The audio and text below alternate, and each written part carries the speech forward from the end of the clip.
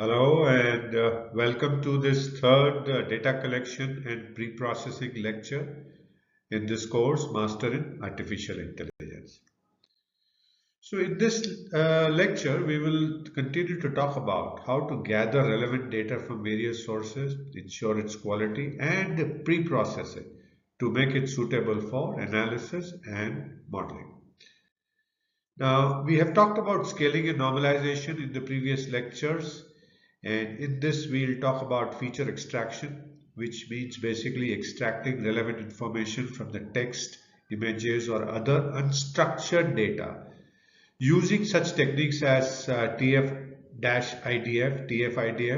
term frequency, inverse document frequency, word embeddings, and image feature extraction algorithms. So let's take a look at first two in this lecture, and then we will talk about in the next lecture about image feature extraction algorithms. So the TF-IDF, standing for term frequency, inverse document frequency, is a technique used in natural language processing, NLP, and information retrieval to quantify the importance of a term, that is a word, a term in the document relative to the collection of the document. TF-IDF is commonly used for feature extraction in text data, uh, for tasks such as document classification, information retrieval, and text mining, right?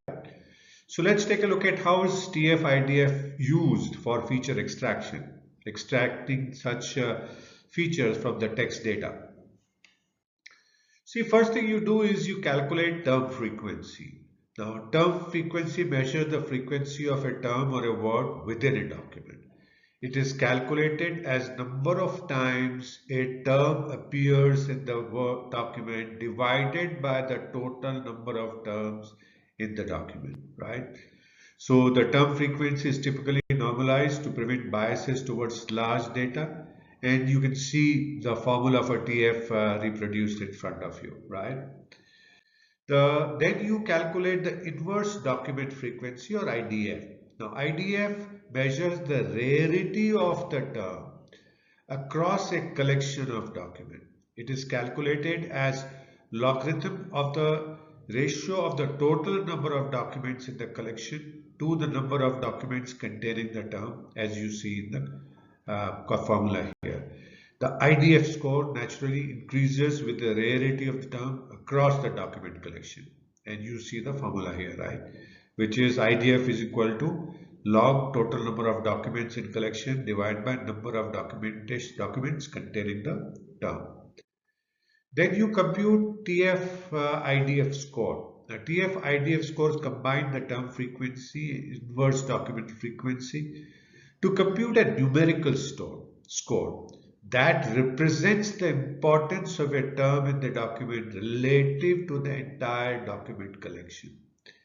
It is calculated as the product of the term frequency TF and the inverse document frequency IDF, and you see the formula here represented, right?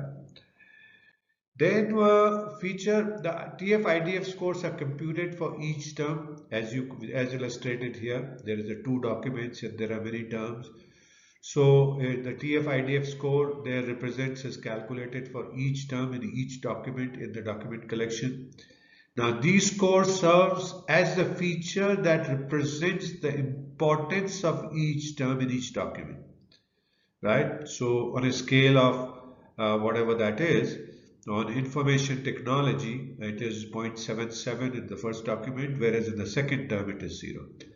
Now resulting TF-IDF metrics that you see here is typically sparse. There are not many data in every row and column, which rows representing documents and column representing terms and values representing TF-IDF scores. This TF-IDF matrix then can be used as an input for the machine learning algorithm for various tasks such as document classification, clustering, or information retrieval. The TF-IDF in summary is used for feature extraction in text data for quantifying the importance of the terms in documents relative to the collection of all the documents. It identifies the important terms that are both frequent within the individual document, high term frequency, and rare across entire document collection, high inverse document frequency, making it a valuable technique for representing text data in machine learning applications, right? Then there's the second thing that is for text data, extraction is word embedding. Now, what are word embeddings? So, word embeddings are dense, low-dimensional vectors, right? Representation of the words in a continuous vector space. Now, they capture semantic and syntactic similarities between based on their distributional property in a large corpus of text data.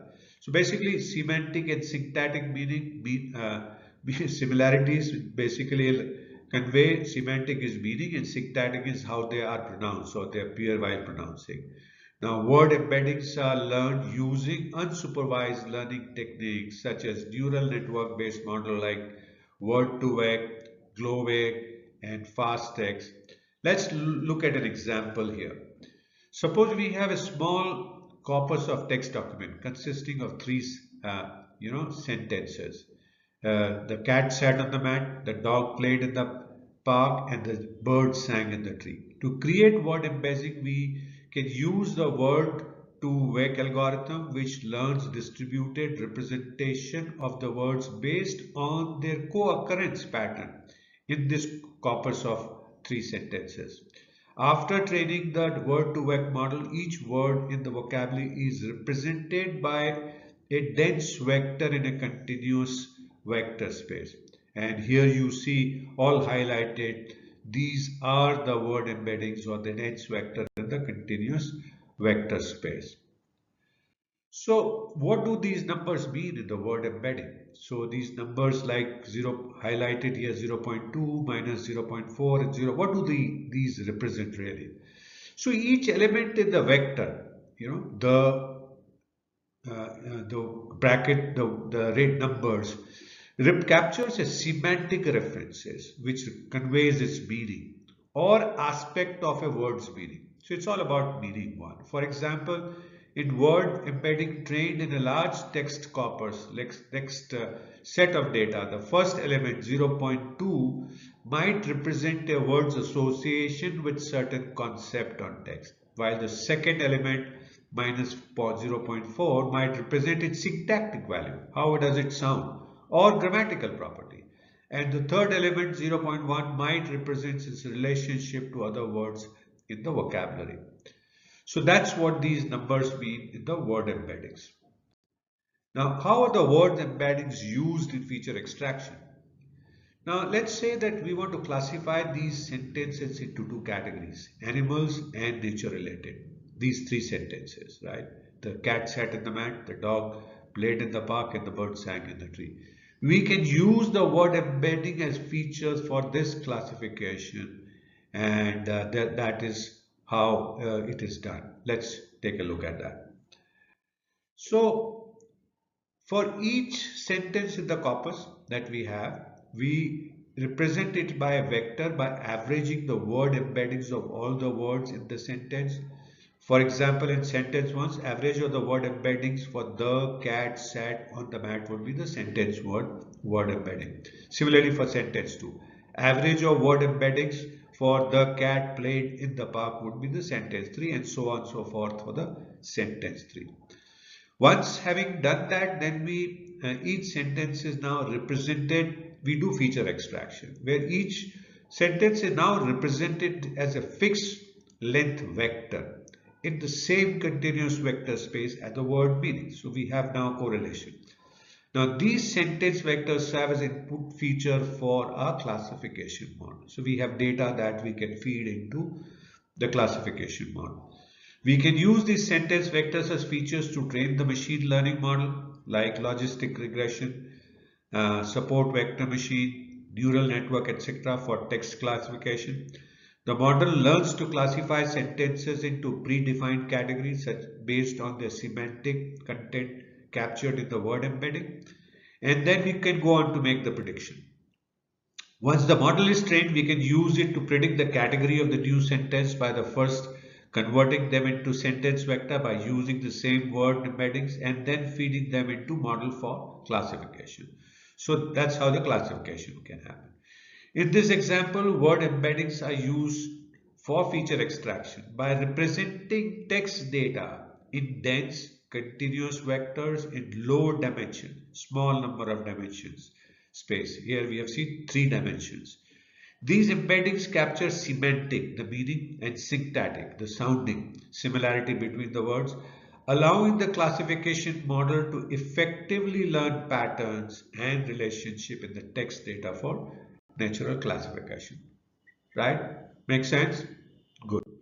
So what do we do next? So having looked at how to extract the meaning from the text data, we will now look at how to do image feature extraction. What are these image feature extraction algorithm and how can they help you? How can you use them to extract the features?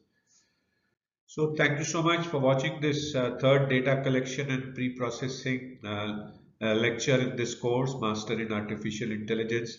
I hope you're continuing to learn new things, continuing to enjoy, and I do look forward to see you again in the next lecture. Please feel free to message me if you have any questions and also download the PDF file to take a look at anything that we have talked about in greater detail. And do stay connected and come back to continue our journey into this feature extraction using image in the next lecture.